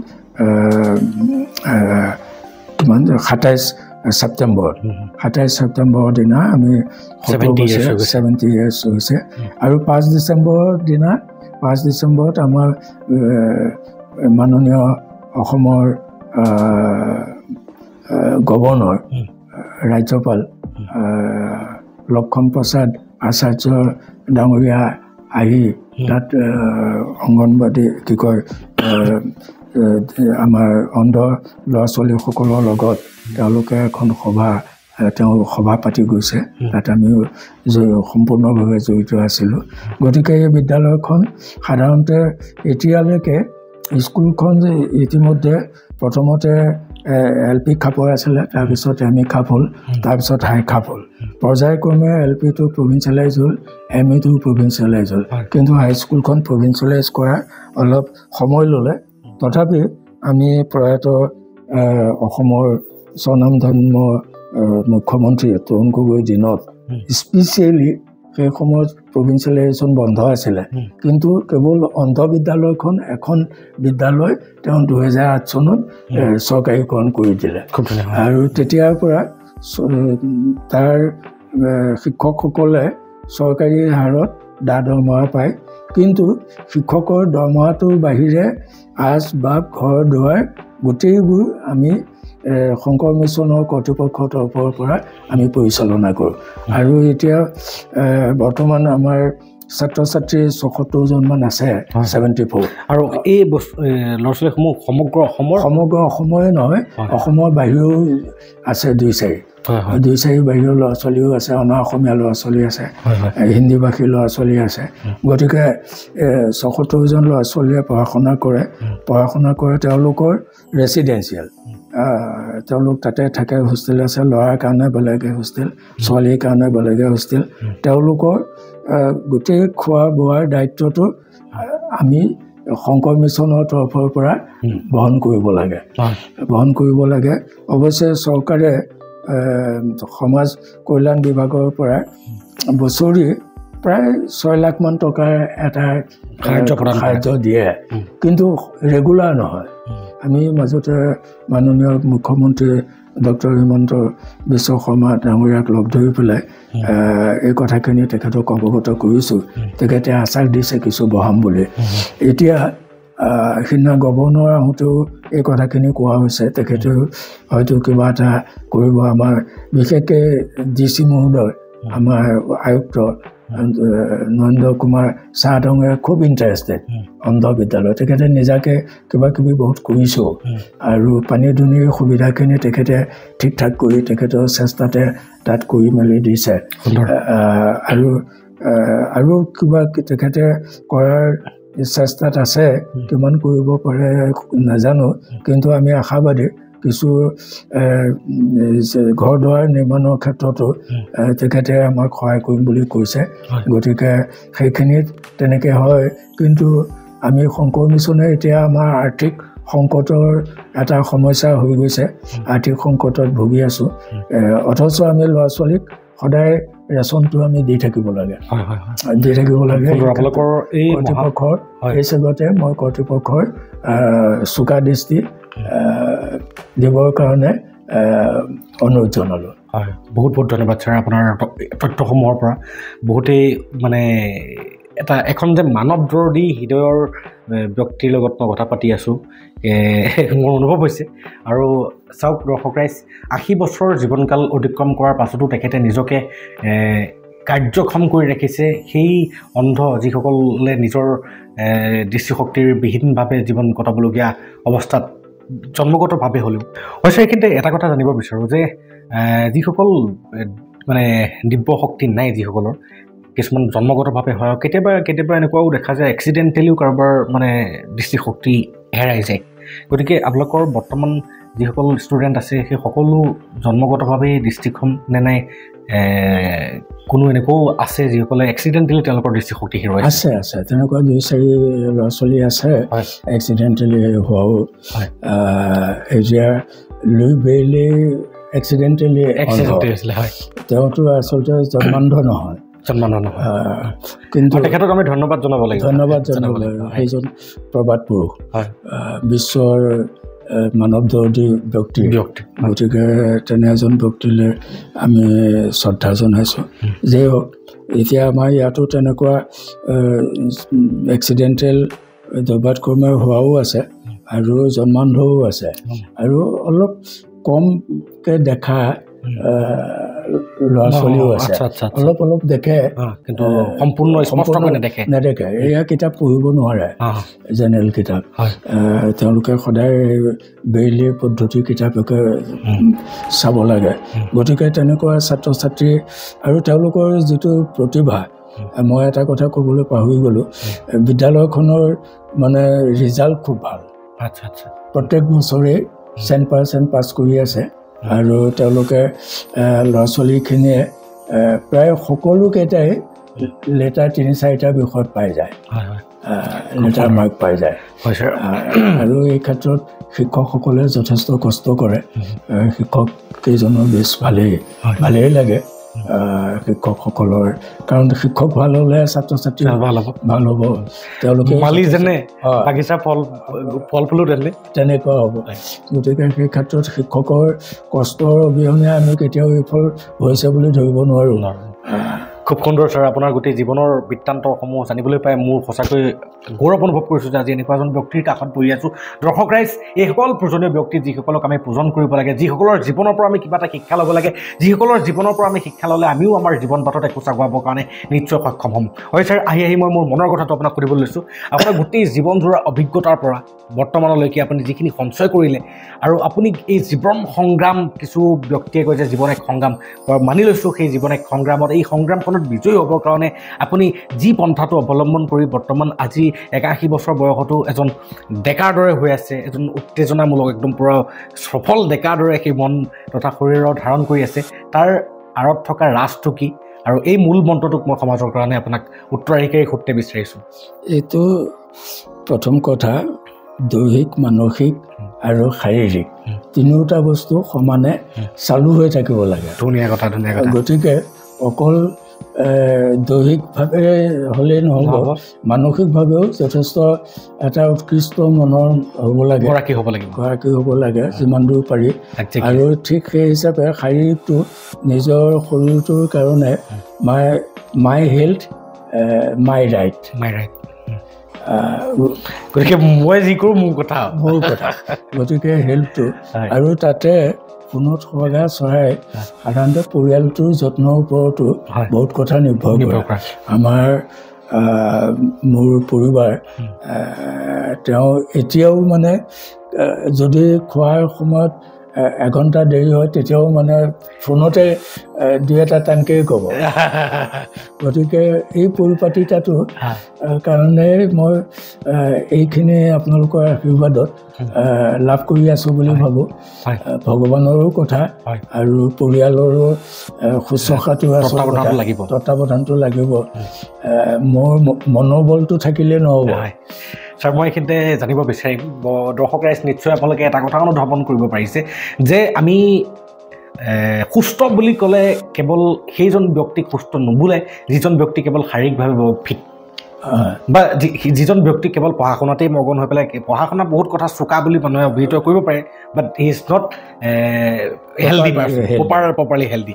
আৰু মই মাজতে এজন আমাৰ গুণীজ্ঞানী ডক্টৰক সাক্ষাৎকাৰ কৰোঁ, তেখেতক মই সুধিছিলোঁ যে স্বাস্থ্য বুলিলে আমি কি বুজোঁ, দৰাচলতে আমি বুজিব লাগে কি, আৰু তেখেতেও কৈছিলে যে শাৰীৰিক, মানসিক আৰু আধ্যাত্মিক এই তিনিওটা দিশত যদিহে এজন, লগতে আৰু এটা কৈছিলে ছ'চিয়েলিও, এই 4টা দিশে দি দিলে তেখেতে, সময়টো পাৰ কৰিব লাগিব। গতিকে আমি এই 4টা দিশতে নিজকে সংগঠিতভাৱে খাপ খুৱাব পাৰিলেহে এজন মানুহক হেল্ডি বুলি ক'ব পাৰি, আৰু আপোনাৰ উত্তৰটো একজেক্টলি সেইটোৱে। হয় ছাৰ, মই এইখিনিতে এটা কথা অনুমান কৰিব পাৰিলোঁ যে দৰ্শক ৰাইজ আপোনালোকেও জানে যে এতিয়া বৰ্তমান ছাৰৰ 81 এজ, আৰু ছাৰে কৈছে যদিহে তেখেতৰ পৰিবাৰে তেখেতলৈ খাদ্য বনোৱাৰ পাছত খোৱা যদি 1 ঘণ্টা দেৰি হয় তেতিয়াহ'লে আজিও তেখেতে এখন টানকেই কৈ দিয়ে মানে এই টানকে কোৱাৰ আঁৰত কিমান মৰম সোমাই আছে নিশ্চয় আপোনালোকে অনুভৱ কৰিব পাৰিছে এতিয়া মই জানিব বিচাৰিম যে ছাৰ আপোনাৰ আজি লৈ যাব বিচাৰোঁ সেই ডেকা কাললৈ যে আপুনি আৰু আমাৰ এইকেইটা জনাব বিচাৰোঁ দৰ্শক ৰাইজ আমাৰ মেডাম তেখেত এগৰাকী শিক্ষয়িত্ৰী হয় দৰ্শক ৰাইজ আপোনালোকৰ জানিব মন নাযায়নে যে এজন IAS আৰু এগৰাকী শিক্ষয়িত্ৰীৰ সেই প্ৰেম কাহিনীটো কেনেকৈ ষ্টাৰ্ট হৈছিল সেই প্ৰেম কাহিনীটোৱে গৈ পেলাই আজি যে ইমান দীৰ্ঘদিনীয়া কাল অতিক্ৰম কৰাৰ পাছতো সেই মধুৰ সুসম্পৰ্ক আজিও বৰ্তি আছে ছাৰ মই চিধাই জানিব বিচাৰোঁ আপোনাৰ সেই কেনেকৈ আপুনি আমাৰ মেডামক লগ পাইছিলে এজন SI হিচাপে গৈ পেলাই হয়তো মোৰ মনে কয় স্কুল পৰিদৰ্শন কৰিবলৈ যাওঁতেই চিনাকি হৈছিলে নহয় তেনেকুৱা আচলতে নহয় তেনেকুৱা মানে অৱশ্যে অঞ্চলটো একেই ডাকঘাটৰ ওচৰত ঘৰ কৃষ্ণাঘাট বুলি কয় কিন্তু এওঁলোক বৰুণ এণ্ড বৰতাপ গুৱাহাটী ফাদাৰ ইন ল তাতে চাকৰি কৰিছিলে PNTত তেওঁ টেলিফোন ইনস্পেক্টৰ আছিলে এই DC অফিচৰ মুখে মুখে থকা কোৱাৰ্টাৰতে তেওঁলোক থাকে তেওঁলোকৰ কোৱালিফিকেশ্যন শিক্ষা দীক্ষা এটাইকেইটা ল'ৰা ছোৱালী প্ৰায় তাতেই হৈছিলে তেওঁ ঠিক তেনেকুৱা BA পাছ কৰাৰ পিছত তেওঁ গাঁৱলৈ আহিছে আৰু তেতিয়া তেওঁ আমাৰ জাগিয়াল স্কুলত তাৰপিছত জাগিয়াল স্কুলত বিয়াৰ এবছৰৰ আগত তেওঁ জাগিয়াল ছোৱালী হাইস্কুলত সোমাইছে তাৰে আগতে অলপ একে অঞ্চলৰ মানুহ কাৰণে চিনা পৰিচিত আছিলে চিনা পৰিচয় বুলি নহয় জানো আৰু শুনিছোঁ আৰু এনেকৈ অমুকত থাকে তেনেকুৱা ছোৱালী আছে বিয়াৰ সময়ত যেতিয়া হৈছে তাৰপিছত মা দেউতাহঁতে চোৱা মেলা কৰিলে চোৱা মেলা কৰি পেলাই ক'লে যে এনেকৈ চোৱা পচন্দ হ'লে বিয়া পাতিব পাৰি তাৰপিছত মোৰ লগৰীয়া 2-4 লগত লৈ গৈ চাই মেলি চালোঁ ঠিকেই আছে অলমষ্ট একো দিগদাৰী নাই তেওঁলোকৰ পৰিয়াল যদিও অকণমান ডাঙৰ 3টা ল'ৰা আৰু 2জনী ছোৱালী তেওঁৱে ডাঙৰ তেওঁৰ তলত দেউতাৰ চাকৰি আছিলেই ডাঙৰ ল'ৰাটো ইতিমধ্যে সোমাইছে চাকৰি গুৱাহাটীতে PNTতে আৰু সৰুটো তেতিয়া সি BA পঢ়ি আছে ছোৱালীজনীয়ে তেতিয়া মেট্ৰিক দিব ভনীয়েক গতিকে তেনেকুৱা এটা ফেমিলি পোৱাৰ কাৰণে ভালেই পালোঁ মা অৱশ্যে আগতেই ঢুকাইছে 75ত ঢুকালে আমাৰ বিয়া হৈছে 79ত গতিকে আমাৰ প্ৰাৰম্ভিক হেৰি নাছিলেই চা চিনাকি বিয়াৰ আগে আগেহে আমি তেতিয়া তেওঁ ইতিমধ্যে তেওঁ স্কুললৈ অহা যোৱা কৰিছে আমাৰ ঘৰৰ আগেদিয়ে যায় গতিকে সেইদিনৰ পৰা মা দেউতাহঁতৰ বিৰাট পচন্দ আৰু শিক্ষয়িত্ৰী তাতে আৰু আমাৰ ঘৰৰ পৰা 2 ফালৰ মাতৰ হাইস্কুলখন গতিকে অসুবিধা একো নাছিল নহ'ব সেইবাবেই মানে গোটেইখিনি কথা চাই চিতি বেয়া হৈ গ'ল আৰু বহুতেই ভাল লাগিলে মানে আপোনালোকৰ তথাকথিত আজিকালি যেনেকুৱা কিছুমান ৰিলেশ্যনশ্বিপ যে মোবাইলতে ফোন কৰি পেলাই চিনাকি পৰ্ব হ'ল মোবাইলতে প্ৰেম ভাল পোৱা মোবাইলতে আদান প্ৰদান হৈছে আপোনালোকৰ ক্ষেত্ৰত সেই তেনেকুৱাটো মোবাইলৰ দিনো নাছিলে তেতিয়া মোবাইলটো নাছিলে কিন্তু মানে বিবাহ ঠিক হোৱাৰ পাছতহে এইটোৱে ইজনে সিজনক চিনাকি হৈছে চিনাকি মানে আমাৰ তেনেকুৱা নাছিলে আৰু নাছিলে মানে তেতিয়াৰ দিনৰ কথাটো অকণমান বেলেগটো আনকি তেওঁলোকৰ ঘৰৰ আগেদি যোৱাটো মানে অলপ টান পাওঁ এটা কুণ্ঠাবোধ লাগে কিবা লাজ লাগে তেনেকুৱা মানে ছাৰ মই জানিব বিচাৰোঁ যে যিদিনা আপোনালোকে প্ৰথম বিবাহৰ পূৰ্বে আপোনালোকৰ মানে প্ৰথম কথোপকথন হৈছিলে সেই দিনটোৰ কথা মই জানিব বিচাৰিছোঁ প্ৰথম কথোপকথন আপুনি আমাৰ মেডামৰ লগত কি পাতিছিলে যে আপোনাৰ মনৰ কথাটো কি কৈছিলে আৰু তেখেতৰ পৰা সেই প্ৰত্যুত্তৰটো পাই পেলাই আপুনি কিমান ধৰণে সন্তুষ্ট হৈছিল সেই বিষয়টো কি আছিলে সেই বিষয়টো মানে আমি যেতিয়া প্ৰথম চোৱা মেলা কৰিব গৈছোঁ তেতিয়া মোৰ লগৰে শিক্ষক আৰু 2জন গৈছিলে আপুনিও শিক্ষক আছিলে ময়ো তেতিয়া শিক্ষকে তেতিয়া মই higher secondary subject teacher higher secondary ইতিমধ্যে হৈ গৈছে পলিটিকেল চায়েন্সত তাৰপিছত আপোনাৰ গৈ নামটো সুধিছোঁ তেওঁ যথেষ্ট যদিও শিক্ষয়িত্ৰী তথাপি মানে তেওঁলোকৰ ঘৰতো আৰু 2-1 আছে মানুহ তেওঁলোকৰ শিক্ষয়িত্ৰীও আছে তাৰপিছত শিক্ষয়িত্ৰী অলপ চিনাকি গতিকে সেইপিনৰ পৰা প্ৰথম তেওঁৰ নামটো সুধিলোঁ, পঢ়া শুনা ক'ত কেনেকৈ কি কৰিলে এইখিনি কথা জানিলোঁ। আৰু জাগিয়াল ছোৱালী হাইস্কুলত এপইণ্টমেণ্ট দিয়াৰ সময়ত কমিটিত তেতিয়া ময়ো আছোঁ।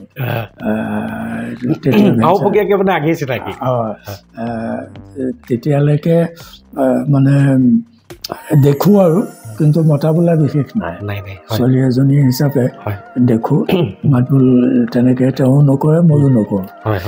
কিন্তু সেই চাবলৈ যোৱা দিনা প্ৰথম তেওঁৰ নাম তাৰপিছত পৰিয়ালটোৰ বিষয়ে জানিলোঁ, ক'ত পঢ়িলে কি কৰিলে।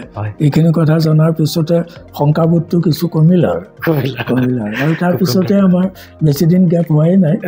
এই ফাগুন মাহ মানত গৈ আৰু তাৰপিছতে শৰাই ভঙা বুলি কয়, শৰাই ভাঙিছে। আৰু তাৰপিছত জেঠৰ 20 তাৰিখ 4 জুনত আমাৰ বিয়া 79। এই মাজত আমি 80s 70s to 80s love story এটা শুনিবলৈ চেষ্টা কৰি আছোঁ। আৰু সেই সময়ৰ বিবাহবোৰৰ পৰিপক্কতা ইমানেই পৰিপূৰ্ণ আছিল বা ইমানেই সবল আছিল, ইমানেই শক্তিশালী যে আজি 81 বছৰ বয়সত তেখেত ভৰি দিলে। আৰু 81 বছৰ বয়সতো আজিও সেই তেখেতৰ ঘৈণীয়েকৰ কেয়াৰ তেখেতৰ মুখতে পৰিস্ফুট হৈছে, আমি শুনিবলৈ পাইছোঁ। ছাৰ, মই এটা কথা জানিব বিচাৰোঁ যে আজিকালি মই এজন গুণীজ্ঞানী ব্যক্তিয়ে মোক কৈছিলে যে আগতে এটা কথা আছিলে যে জন্ম, বিবাহ, তাৰপিছত মৃত্যু। কিন্তু আজিকালি এটা প্ৰথাটো চেঞ্জ হৈ পেলাই জন্ম, বিবাহ, মৃত্যুৰ আগতে আৰু এটা ইনক্লুড হৈছে, সেইটো হৈছে ডিভোৰ্চ বা ছেপাৰেশ্যন। গতিকে আজিকালি এই 4টা হ'বলৈ ধৰিলে, তাৰপাছতহে মৃত্যু হয় মানুহ এজনৰ। গতিকে ছাৰ, মই আপোনাৰ পৰা জানিব বিচাৰোঁ যে আপুনি বিবাহ পাশত আবদ্ধ হোৱাৰ পিছত এনেকুৱা কি কি নীতি নিয়ম অৱলম্বন কৰিছিলে, যি নীতি নিয়মে আপোনাক এজন সফল বিষয়া হিচাপেও কৰ্মজীৱনীত আগবাঢ়িবলৈ, লগতে সাংসাৰিকভাৱেও আগবাঢ়িবলৈ বা মেডামকো দুই ক্ষেত্ৰতে আগবাঢ়িবলৈ অনুপ্ৰেৰণা যোগাইছিলে? এনেকুৱা কিছুমান কি মকামিলা বা বুজা পৰা আছিল আপোনালোক? আমি দাম্পত্য জীৱনটো মানে এটা সুখৰ জীৱন বুলিয়ে ক'ব লাগে।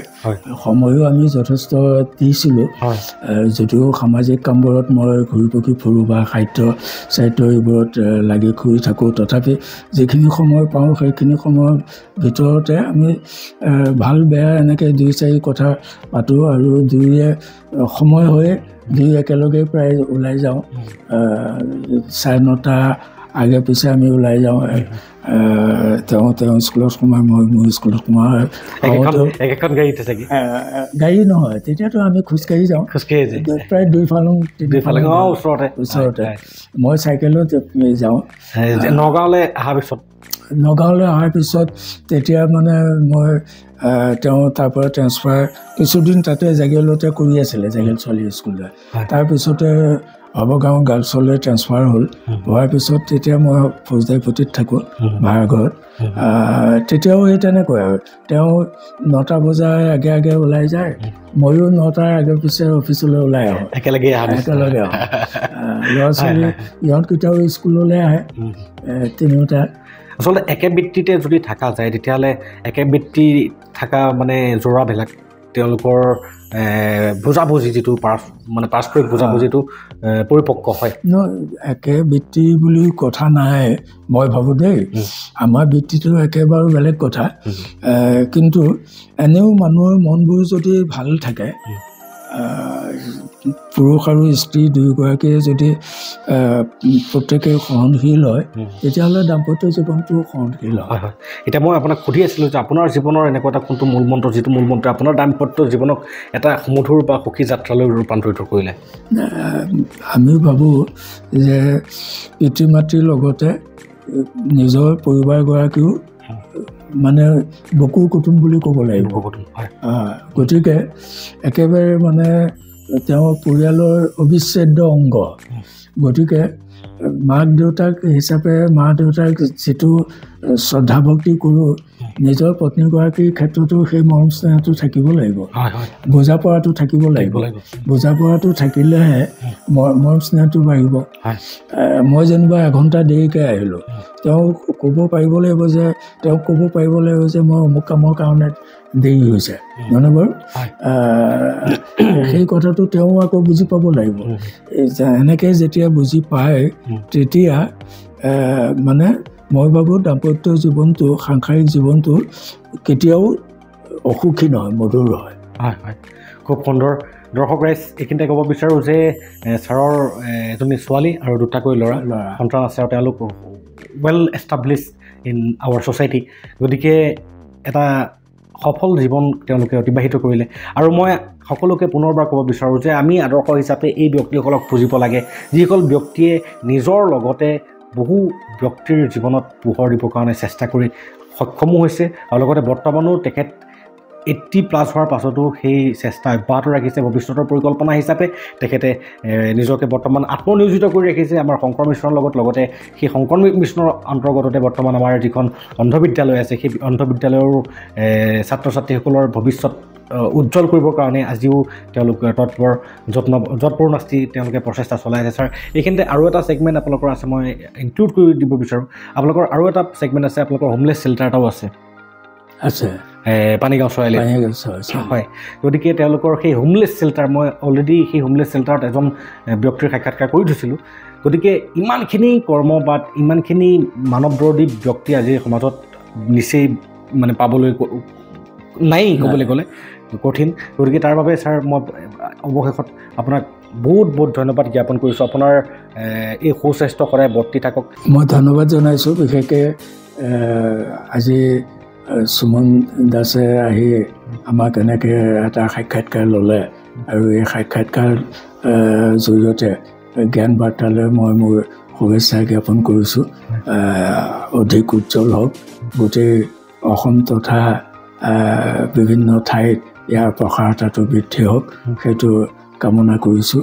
আৰু লগতে এই দিশত তেওঁ যাতে আগবাঢ়ি যাব পাৰে জ্ঞান বাৰ্তা সংগীসকলৰ সৈতে, আটাইলৈকে মোৰ শুভেচ্ছা আৰু আশীৰ্বাদ জনাইছোঁ।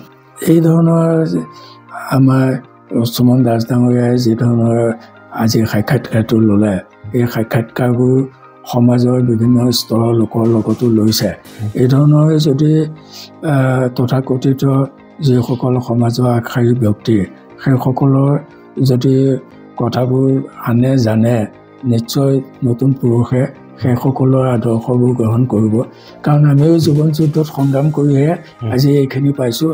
আৰু মই ভাবোঁ প্ৰত্যেকজনেই তেনেকৈ জীৱন যুদ্ধত সংগ্ৰাম কৰিহে নিজৰ নিজৰ লক্ষ্যত অৱতীৰ্ণ হৈছে। আব্দুল কালাম আজাদৰ কথা আমি জানো, লাল বাহাদুৰ শাস্ত্ৰীৰ কথা জানো, জৱাহৰলাল নেহৰুৰ কথা জানো। এইসকলেতো জীৱনত কম জীয়াটো ভোগা নাই। কিমান কষ্ট, কিমান ষ্ট্ৰাগলৰ মাজেদি আহি তেওঁলোকৰ জীৱন শেষ পৰ্যায়ত উপনীত হৈছে। গতিকে এই ধৰণৰ যদি কথাবোৰ সমাজত অলপ বিস্তাৰিতভাৱে প্ৰকাশ হয়, তেতিয়া আমাৰ নতুন পুৰুষে ইয়াৰ কথাবোৰ জানিবলৈ পালে তেওঁলোকেও জীৱনত ঠিক সেই ধৰণৰ আগবাঢ়ি যাব পাৰিব। বিশেষকৈ কণ কণ ল'ৰা ছোৱালীবোৰৰ মাজত যদি প্ৰচাৰ হয়, তেতিয়া তেওঁলোকে ক'ব পাৰিব আমিও এতিয়া এইটো বয়স আমাৰ সপোন দেখা বয়স। সপোনবোৰ বাস্তৱায়িত সপোন হ'ব লাগে। এটা অবাস্তৱ কথা লৈ পেলাই সপোন দেখাৰ কোনো প্ৰশ্ন নুঠে। আমাৰ যে কয় যে কি কয়, তোকে মই পাহৰি গৈছোঁ, নিজৰ সামৰ্থ্য অনুযায়ী cut your coat according to your cloth, আঁঠুৱা চাই ঠেং মেলিব লাগে। গতিকে সেই ধৰণৰ কথাবোৰ বিবেচনা কৰি প্ৰত্যেকেই নিজৰ নিজৰ জীৱনৰ লক্ষ্য ঠিক কৰি ল'ব লাগে। নিজৰ জীৱন যদি লক্ষ্য ঠিক কৰি লয়, তেতিয়াহ'লে কেতিয়াও সেই লক্ষ্যত উপনীত হোৱাৰ পৰা কোনেও কাকো বাধা দি পিছ পেলাব নোৱাৰে। দুদিন পিছ পেলাব পাৰে, কিন্তু সময়ত গৈ পেলাই তেওঁ সেই লক্ষ্যত এদিন হ'লেও উপনীত হ'ব আৰু নিজৰ সুখ শান্তিৰ লগতে সমাজখনলৈ একোটাহঁত আদৰ্শ ৰাখি থৈ যাব পাৰিব। হয় হয়, বহুত বহুত ধন্যবাদ।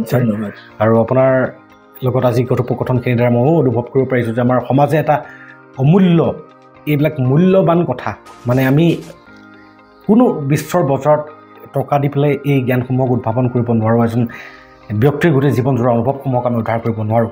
গতিকে কিতাপ পঢ়ক, কিতাপত থাকে সেই অনুভৱসমূহ জীয়া হৈ, আৰু এনেকৈ আমাৰ পডকাষ্টসমূহ চাওক, জ্ঞান বাৰ্তাৰ পডকাষ্টসমূহ চাওক। এইসমূহে আপোনালোকক নিশ্চয় উদ্বুদ্ধ কৰি তুলিব বুলি মই আশা ৰাখি, যিহেতু সময়ৰ এটা সীমা থাকে ছাৰ, দৰ্শক ৰাইজ আপোনাৰ পৰা আজিৰ বাবে বিদায় লৈছোঁ। নমস্কাৰ। বহুত ধন্যবাদ থাকিলে।